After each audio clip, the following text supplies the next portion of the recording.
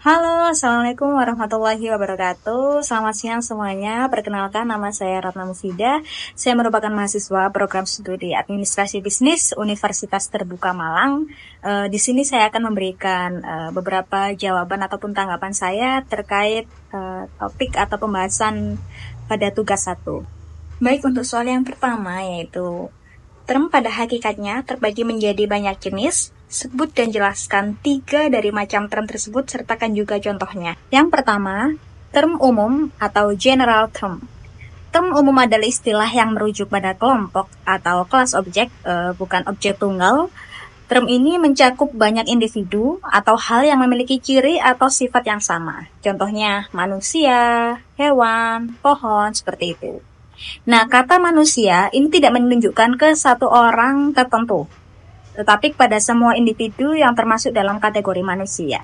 Kemudian yang kedua adalah term khusus atau particular or singular term.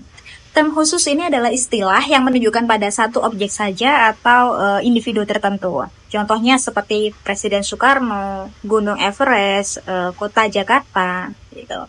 Jadi penjelasan dari kata Presiden Soekarno ini kan menunjukkan pada satu individu spesifik gitu, yaitu presiden pertama yang ada di Indonesia. Bukan ke semua presiden ataupun ke semua orang. Kemudian yang ketiga adalah term konkret dan term abstrak.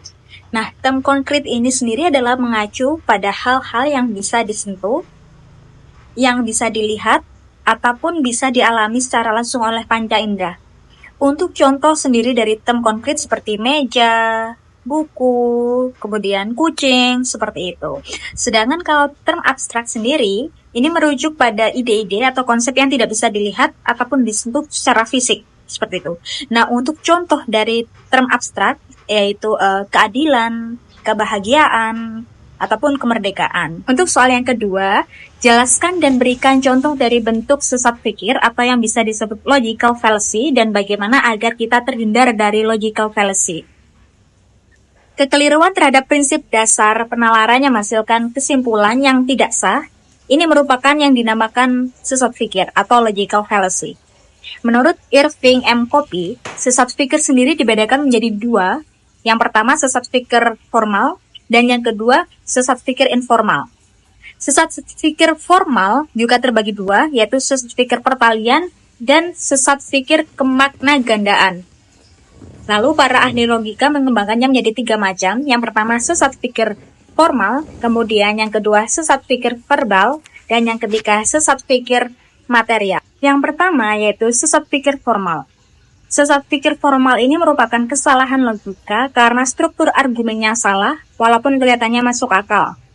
Contohnya seperti, kalau dia seorang guru, dia pasti pintar. Dia pintar, jadi pasti dia guru. Nah, ini salah. Kenapa salah? Karena bisa saja dia pintar tapi bukan guru. Mungkin dia ilmuwan ataupun pengusaha. Nah, ini namanya menyimpulkan sebab dari akibat padahal belum tentu begitu. Yang kedua, sesat pikir verbal. Nah, sesat pikir verbal sendiri ini merupakan kesalahan karena permainan kata atau makna kata yang berubah di tengah argumen. Itu. Jadi contohnya, semua ular berbisa itu berbahaya.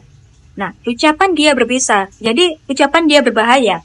Nah, ini kenapa salah? Kata berbisa ini punya 2 arti. Satu tentang racun untuk ular tadi, nah satu lagi tentang sindiran tajam untuk ucapan.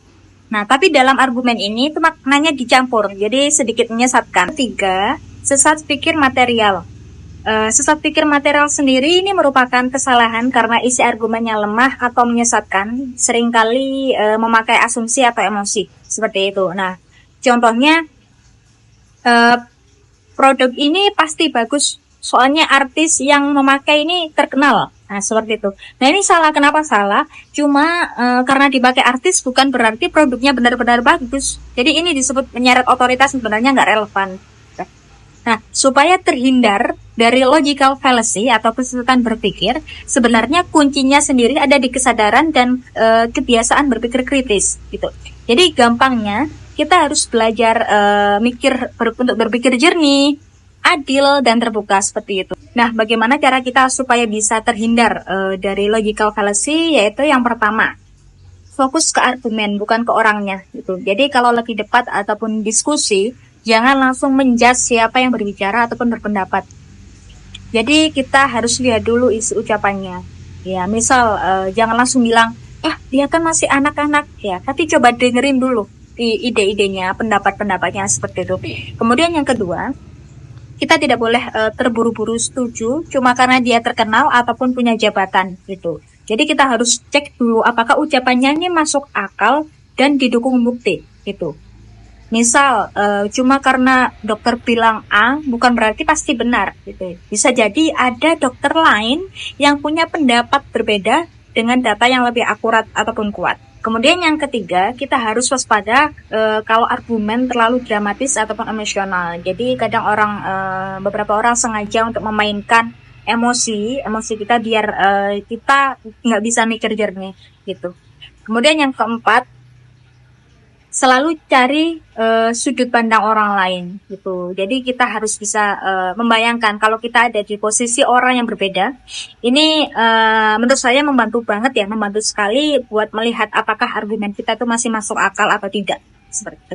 Kemudian yang kelima, kita harus bisa mempelajari jenis-jenis logical fallacy secara bertahap. Jadi nggak harus semuanya langsung hafal gitu, tapi kalau kita sering baca-baca ataupun bisa sering-sering diskusi sambil tahu nama-nama ataupun istilah-istilah dari logical fallacy atau sesat pikir, jadi lama-lama saya rasa kita sendiri akan peka gitu. Kemudian yang keenam, yaitu kita harus berani ngaku salah ya, berani ngaku kalau misal memang kita salah gitu. Jadi ini menurut saya penting sekali. Kadang kita terjebak sesat pikir karena gengsi gitu. Jadi padahal ngaku salah pun itu dan belajar dari situ pun tanda kalau kita bisa berpikir dewasa seperti itu.